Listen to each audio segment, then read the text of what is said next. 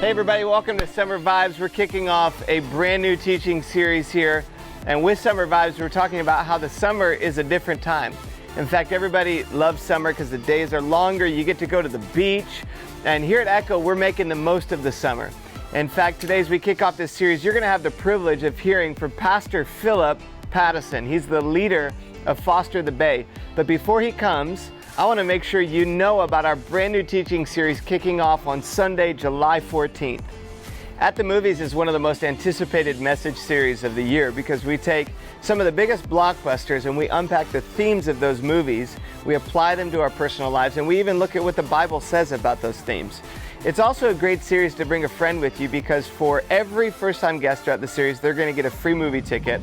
So I want to encourage you to mark your calendars and start thinking about who you're going to be bringing with you. And let's pray together that God uses that series in a very powerful way to change lives. Now, for today's message, as Pastor Philip comes, you need to know that he is an amazing leader, an incredible teacher.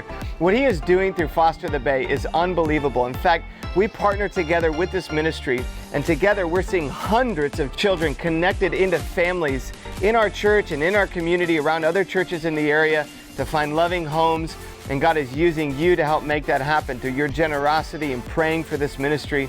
And today he's going to talk to us about how do we recreate?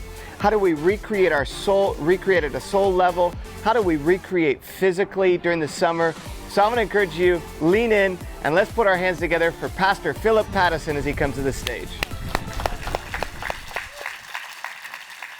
What's up, Echo.Church?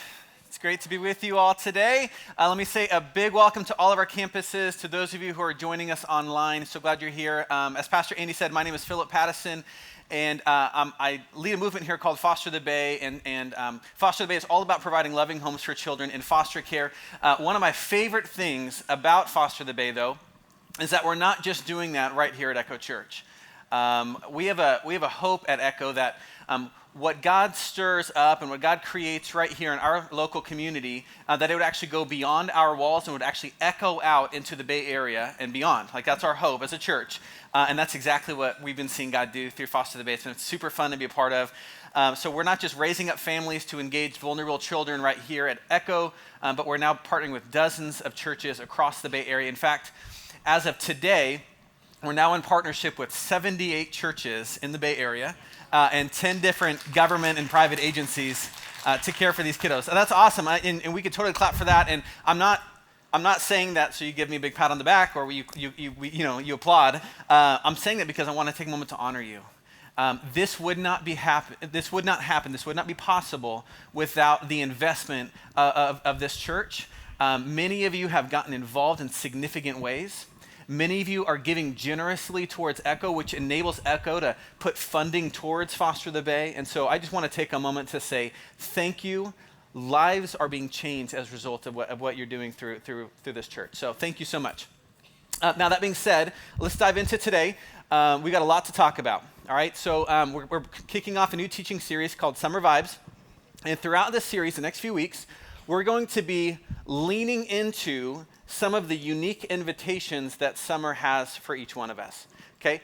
So if you take a step back and you look at the different rhythms and the seasons of life, you're going to see that there are like unique invitations that each season brings. So like, for example, in January, every January, there's something in most of us anyway, that like there's this like internal urge to like set goals and to create new plans, right? To have a fresh start. Something every January, it happens every year, okay? What do we do in the spring?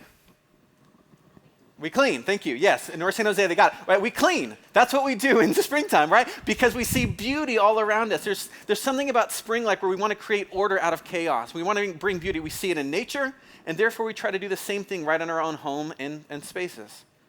So summer, in the same way, has some unique invitations offered to us that we can embrace. And so we're going to do that the next few weeks. And so today, I want to talk about the first invitation, and that is an invitation this summer to find rest.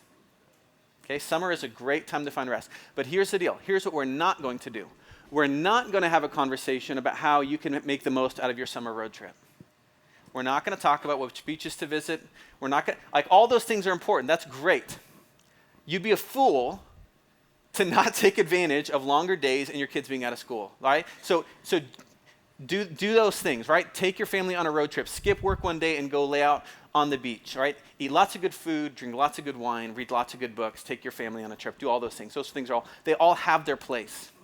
But what I want to talk about today, what I want to offer you today is an invitation into a deeper rest, a rest that will not just last you for a couple of days or even a couple of months. What I want to share with you today is an invitation from God's word to you, to a rest that will sustain you in every season and in every circumstance of life. Okay?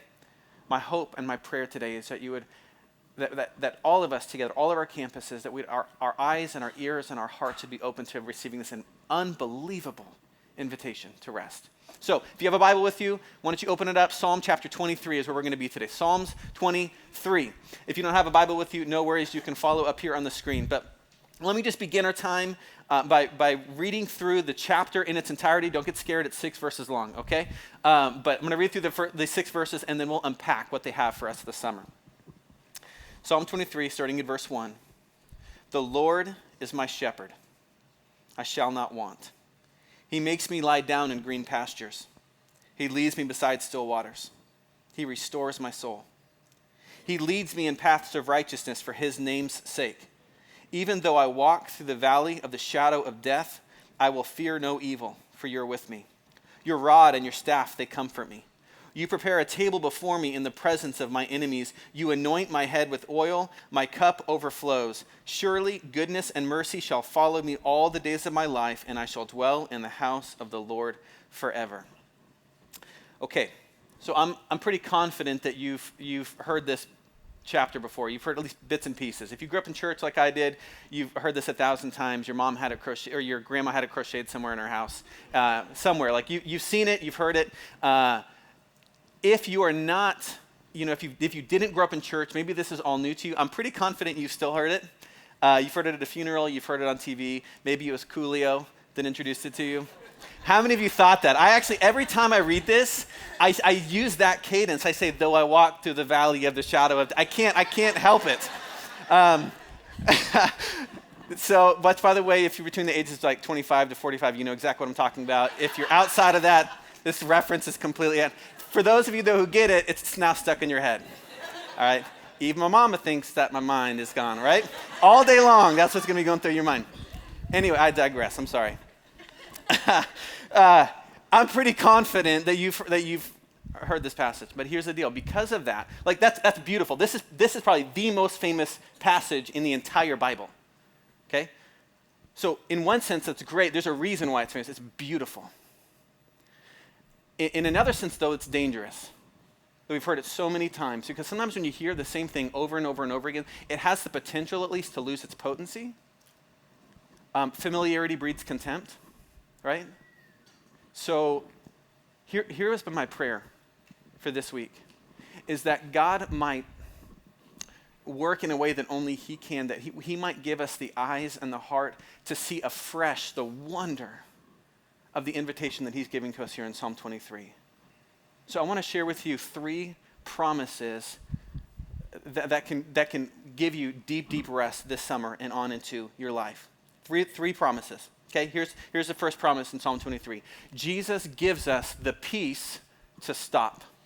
Jesus gives us the peace to stop. Verse 1, the Lord is my shepherd, I shall not want. In other words, I have everything that I need. I lack nothing. The Lord is my shepherd, I shall not want. He makes me lie down in green pastures. He leads me beside still waters. He restores my soul. Jesus gives us the peace to stop. And that's great news, isn't it? Because as we all know, we live in probably the busiest, most workaholic culture in the history of the world. There's a few reasons to that, of course, like that you can very quickly point to. Obviously, a big part of that is technology, right? Work used to be something that you would drive to downtown and then you would leave at the end of the day. It doesn't work that way anymore. You wake up with it, you go to sleep with it. It's in the pocket at all times, or it's in the palm of your hand. But it's not just that it's available all the time, it's also the accessibility of technology has also changed things, hasn't it? Right? Because so many more people have access to technology, there's a lot more people competing with you at what you do, which means for you to stay ahead or at least stay competitive, you have to work faster and harder just to keep up with everyone. It's not just work, though. I mean, we know social media like gives us these visions of beauty and success that are all but unattainable. And it's just on the daily reminding us that we're falling behind, right? So technology plays a role, but it's not the only thing to blame. There's also a cultural factor that we should consider. In traditional societies around the world, like traditional societies, you typically found your sense of identity, your sense of value from being a part of the community. Okay, so you would find your sense of identity or value because you are a son of so-and-so or a daughter of so-and-so, or you are a neighbor, you are a community, you are part of the tribe. That's where you got your sense of identity from. We don't live in a traditional society, do we? We live in perhaps the most individualistic society in the history of the world. So we have proudly broken those chains, broken the chains of those assigned social roles. This is where I fit in the tribe. And instead, we're now free to be whoever we want to be. We're really proud of that. That's literally the theme of every Disney movie. That's the theme. We're free now to be whomever we want to be. I've broken off those chains. Okay, but with that, since our sense of identity no longer comes from being a part of the tribe, instead, now it's up to you as the individual to create it. You don't have to build it. You have to achieve it. You have to earn it. And it's exhausting. It's absolutely exhausting. That's why we are the most tired workaholic culture in the history of the world. And even on those days when you actually do choose to let it go and to try to take a break and take a step away, isn't there still that still small voice in the back of your head that says, oh no, you're falling behind? I'm describing myself. Am I describing anybody else? Friends, no amount of vacation this summer can cure that kind of restlessness. No beach trip can cure that kind of restlessness. But there's something that can. And it's not your job title, and it's not what vacation you took, and it's not how well your product does in the market, and it's not how many followers or friends you have. It's not the amount of money you have in the bank. In John chapter 10, Jesus says, it's me. It's me. I'm the good shepherd. When you have me, he says, there is nothing that you'll lack anymore. You will have everything that you need in me. You will lack nothing, and I will provide for you. I'll protect you. I'll lead you, and I'll guide you in the mountains and in the valleys, the peaks and the pits. I'm going to be with you every step of the way, and I'm going to fight for you.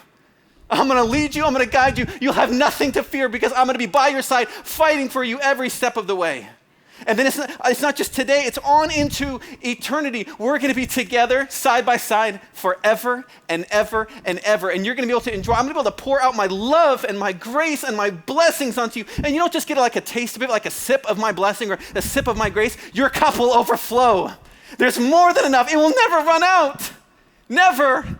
For eternity, you are going to be able to enjoy my grace and my love and my blessings. This is what I want to offer to you. Just sit down. Let me take care of you. Rest. Be at peace. Are you experiencing that kind of rest today? Is that the kind of hope that you're living in today? Because if not, here's what I want to suggest. Perhaps we don't always experience and enjoy Jesus as our good shepherd like that, because sometimes we forget that we're sheep. We can only experience Jesus as our shepherd if we're first willing to admit and embrace the reality that we are like sheep. You know that the Bible describes us as sheep 200 times. I don't think it's because we're cute and fluffy and cuddly. I'm a little fluffy. I'll admit it. I don't think it was meant to be a compliment. There's all kinds of things he could have described us as. There's all kinds of wild animals and that he could have used, right? There's wild horses, there's wild cats, there's wild dogs. You know there's no wild sheep? Sheep are too dim-witted and helpless to be wild. They go off on their own and be independent. They just die. They don't make it. I read this week about sheep that when sheep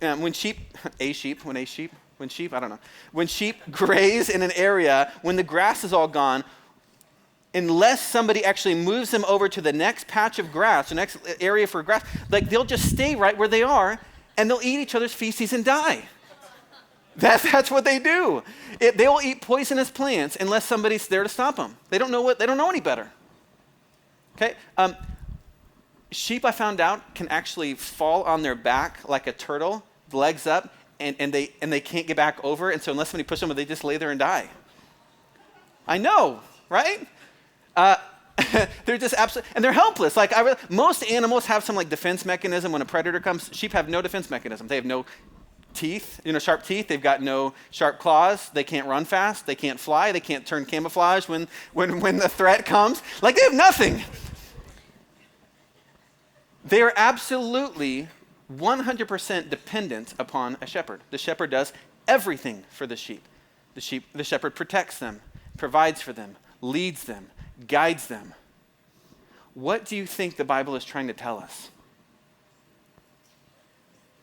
In John chapter 15, Jesus says, apart from me, you can do nothing. You can do nothing. I don't know about you. There is something in my heart that really does not like that. There's something in my heart that just rejects, like rebels against that idea, that notion. I've been thinking about it a lot this week, and I think here's what I came to realize. I don't want a shepherd most of the time. I don't want to be completely out of control, dependent upon somebody else most of the time. You know what I want? Here's what I realized I wanted. I want a consultant on retainer. That's what I want. Like, I want somebody, when I'm in a bind, I want somebody that I can call in, help me get unstuck, and then I show them the door when we're done.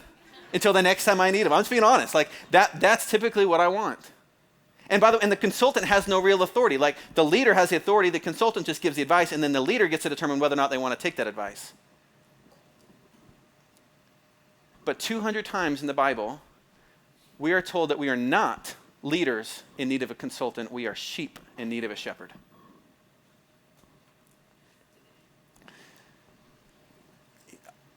In most of the major areas of my life, I have some shepherding responsibilities, right? So here at Foster the Bay, I'm the executive director, so I kind of help to shepherd that ministry. Prior to that, I was a campus pastor here at Echo.Church, and so I kind of shepherded a campus, shout out South San Jose. Prior to that, I was a pastor at a church as well. So like in my work in ministry, like I've had some shepherding responsibilities. When I go home, I have 4 children under the age of 11. I have a lot of shepherding responsibilities, okay? I realize that in most of the areas of my life, there's some leadership responsibilities, there's some shepherding responsibilities. Many of you, it's the exact same, right? There you've got influence, you're wielding influence in key areas of your life. Here's what I realized this week. The times when I've struggled the most as a shepherd, to be the kind of shepherd that God has called me to be, are the times when I've forgotten that I am first a sheep. Okay, so does that make sense? My biggest failures as a shepherd have stemmed from forgetting what it meant to live as a sheep. And I started to ask myself the question, like, what would it look like if I gave just as much energy and intentionality towards being led and cared for as I do trying to lead and care for others? What if I spent just as much energy learning what it meant to be a sheep as I do trying to be a shepherd? Does that make sense? Because the fact is, there are many of you listening today that you're striving so hard to be the greatest shepherd with the biggest flocks. The greatest CEOs, the greatest managers, the greatest parents, the greatest students, whatever it might be. You're trying to be the best, and it's just... I think what Jesus wants to tell you today is stop taking yourself so seriously. Sit down. Take a breath. There is one good shepherd. You're not him. Take a breath. Like, he's got it under control. He'll take care of you. He'll provide for you. He'll protect you. Rest. Jesus gives us the peace to stop.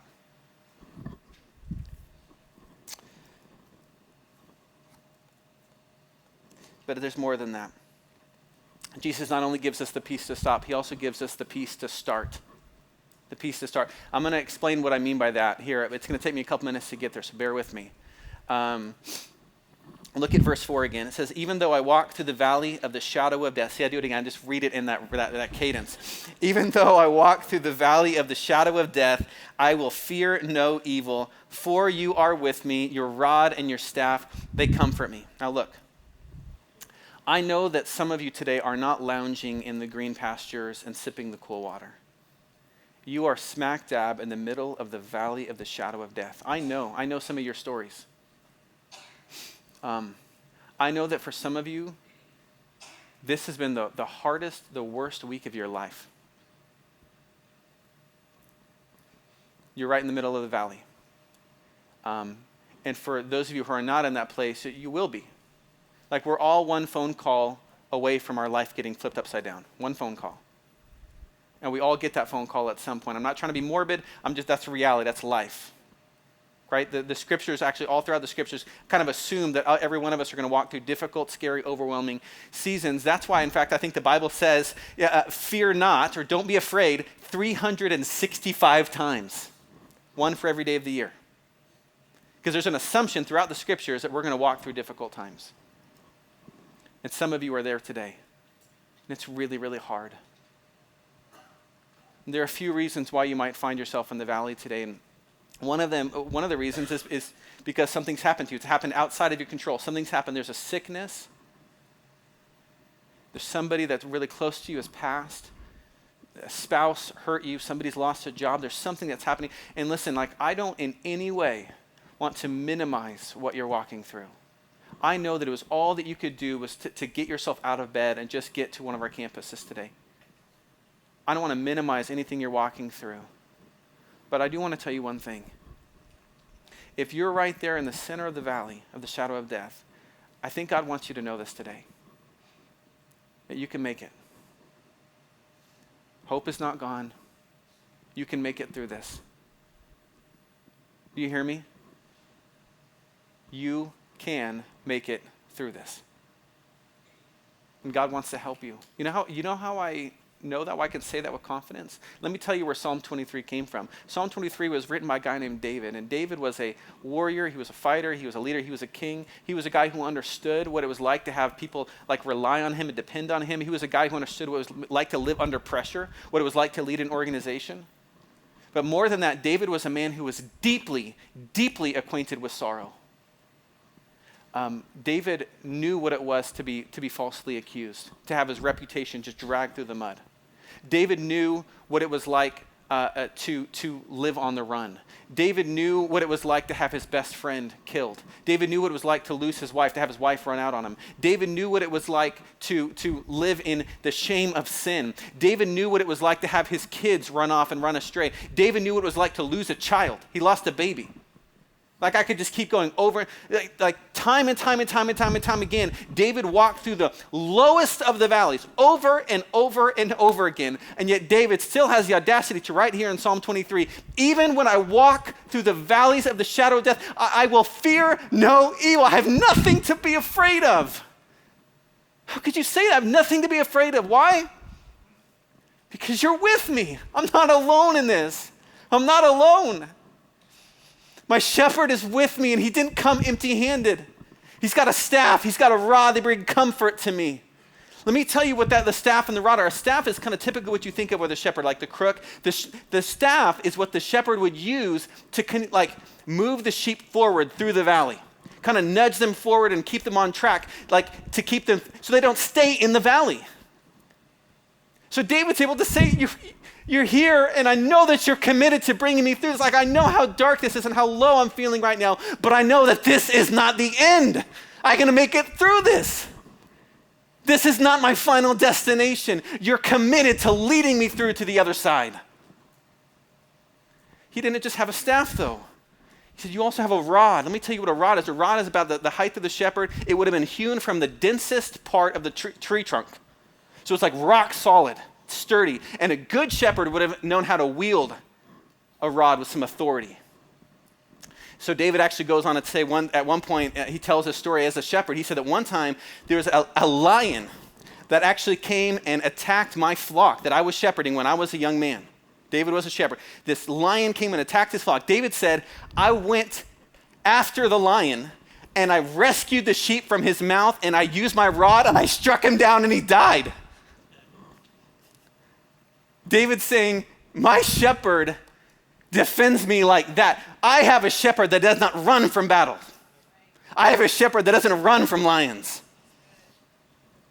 I have a shepherd that fights for me. So friends, please hear me. Please listen, please lean in. At all of our campuses, please lean in and hear me when I say this. I don't know what you're going through, but I want you to, if we could all just get this, if we could get this, it would change everything.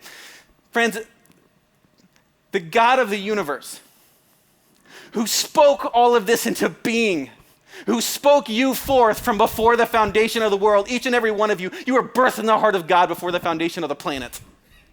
The one who put all of this into motion, who holds the world in the palm of his hands. He's sovereign. He's all powerful. He's for you. He fights for you. He goes to battle for you. He's committed to leading you through it. That's the one that's on your side. Do you see? How can we not have rest from this? How can we not have rest when we understand that the God of the universe is your shepherd? He wants to care for you. He wants to provide for you. He wants to protect you. He wants to fight for you.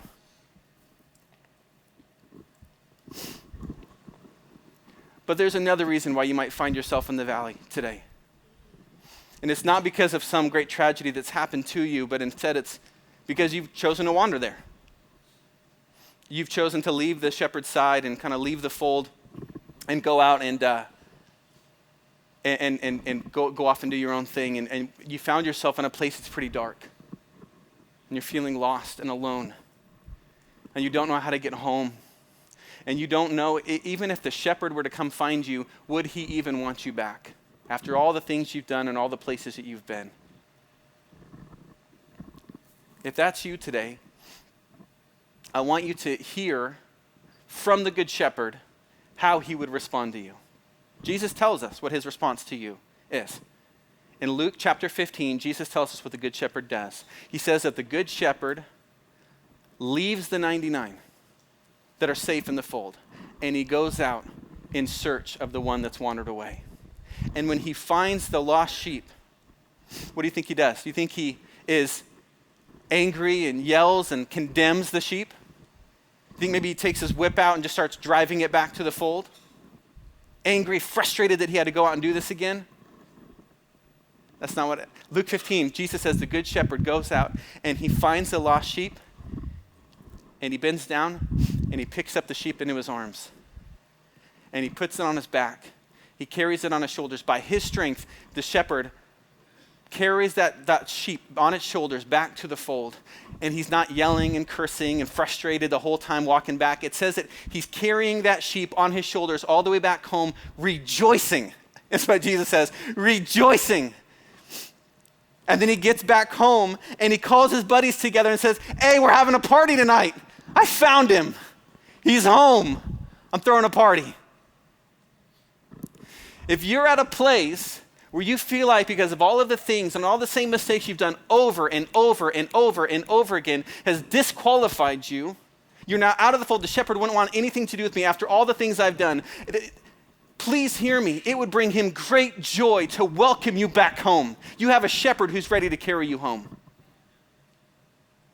One of my favorite verses, Ephesians 1, where it says that God decided in advance to bring us into his family by bringing us to himself through Jesus Christ. It's what he wanted to do, and it gave him great pleasure.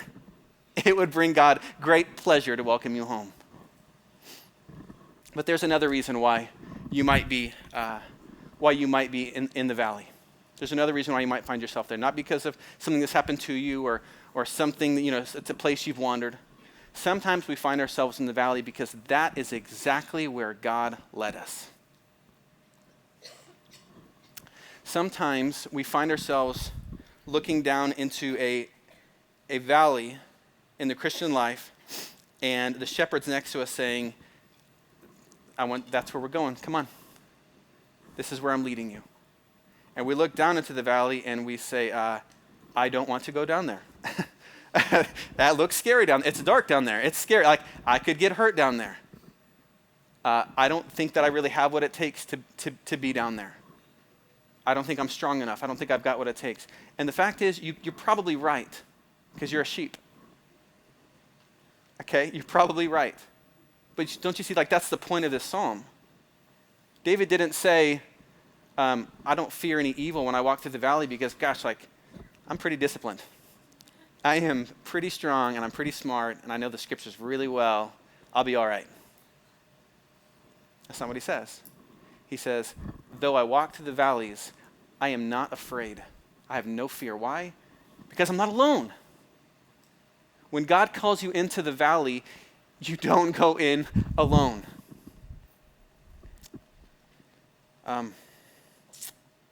When we rest in God, we can risk for God. I told you it took me a while to get there, but Jesus not only gives us the peace to stop, he also gives us the peace to start. When we rest in God, we can risk for God. I was at a conference with some of our team members last month, and it was a conference where organizations from around the world came together that are involved in foster care and adoption and so on. And there was an organization there called Show Hope. And Show Hope was started by a guy named Stephen Curtis Chapman, who was like a Christian rock star when I was a kid, whatever that means. Show Hope like helps orphans around the world, and I was really fascinated when I learned recently how Show Hope actually got its start. So Stephen Curtis Chapman and his wife had a little girl named Emily, and when Emily was 11 years old, she began to learn about the plight of orphans around the world, and she one day went to her parents and said, "Gosh, like after all I've learned, like I really think that we need to do something about this. I really think we need to get involved in some way. I think that we should consider adopting an orphan." And as you can imagine, her parents said, "Oh, honey, that is so sweet. You know, that's not us. Like, that's a bit, I don't think we have the capacity for something like that. It's a bit overwhelming. We're not going to do that, but that's really sweet that you thought of that." Okay, but little Emily wasn't deterred. So at the age of 11 years old, Emily sat down and wrote a letter to her parents. And she said, "Mom and Dad, I think that you might be resisting the will of God right now." She said, this is in the Bible. Like, I think that you might be living in sin right now. And she said, look at all that God has done for us. Look at all that God has provided for our family. Don't you think that he wants us to share this with someone in need? Should I really think that you should reconsider whether or not we should adopt an orphan? And then she had her two little brothers sign the bottom of it. And they gave it to their parents. And the rest is history. Because they did. They went on to adopt an orphan, and then another one, and then another one. And then they started this organization called Show Hope, and now thousands of lives have been impacted. All because one 11-year-old little girl was able to see past fear and see past perceived capacity. Okay, when Jesus not only gives us the peace to stop, he gives us the peace to start. If we rest in God, we can risk for God. We have this conversation all the time with families that are interested in foster care. We have this conversation. We sit them down and we say, like, hey, we think this is great that you're interested in this. It's a beautiful reflection of the gospel, the way to be able to show God's love to someone else in the way that God's shown that to us. We think that's awesome. There's a couple things, though, you should know stepping into this. For one thing, sometimes kids in foster care, every kid in foster care has experienced trauma, but sometimes in their pain and confusion, sometimes a child will act out of that trauma. And it's going to bring maybe some additional challenges in the home. So more than that, though, something else often happens. Oftentimes when a child comes into your home, you fall in love with them. You're caring for them for months or years, and you're pouring your heart and your life into them. And so during that time, like, they can just become a part of your family, become a son or a daughter to you. And after you've really grown attached to them, they become a part of your family. Oftentimes you'll get a phone call and they'll get picked up and they'll go back home and you'll never see them again. And that really hurts. It rips your heart out. That's happened to us before. It sucks. We're caring right now for a little girl. We've had her for 2.5 years. We got her when she was 2 months old. It's like we're all she knows as a family right now. We are madly in love with this little girl. And it just continues to deepen each and every day. We love this little girl. And we're what she knows. She calls me, she doesn't call me daddy, she calls me my daddy. She said, thanks, my daddy. We just love this little girl.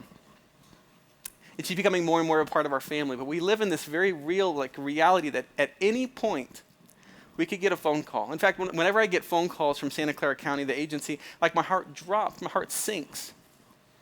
Because at any point, we could get a phone call to say, okay, it's time that she moves on. And so we tell the families that step into this, we say, listen, you're voluntarily choosing, you're choosing to start a journey that's going to most likely end up in heartbreak. Do you realize that? You're choosing to take a journey towards sorrow. You're choosing to step down into the valley. And the only way that I can ever look somebody in the eye and ask them to consider that is because I know that this is true. That we have a shepherd that goes into the valley with us. He's got a staff and a rod who's going to lead us through the difficult days. He's going to fight for us along the way.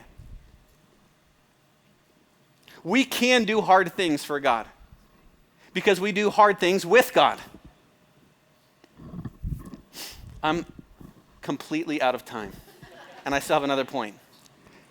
For all of you OCD people it would drive you crazy to not have the third little outline finished, let me just tell you what the last one is, okay? And then I'll kind of wrap it up. Jesus gives us one more promise, and it's in verse 6. He says here in Psalm 23, surely goodness and mercy shall follow me all the days of my life, and I'll dwell in the house of the Lord forever. Okay?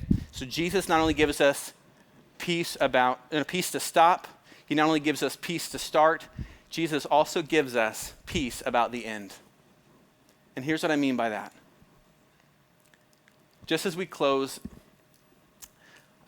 across all of our campuses, would you just put your pens down? And would you put your phones down? Would everybody just take a moment just to kind of lean in? Across all of our campuses, I know this is a little bit weird, but would you just take a second? Would you look around the room? Would you look at the people in front of you, the people behind you, the people to the side of you? Look around. Actually look at the people. I know it's weird, but just look at them. All right, that's enough. Now it's getting weird now. So that's good. Listen, please hear me. For those of you that have said yes to Jesus and you've entered into the family of God, 100 years from now, we're still going to be together. Talking and singing about the greatness of our shepherd. 200 years from now, we're still going to be together. Singing and enjoying, laughing together, enjoying the presence of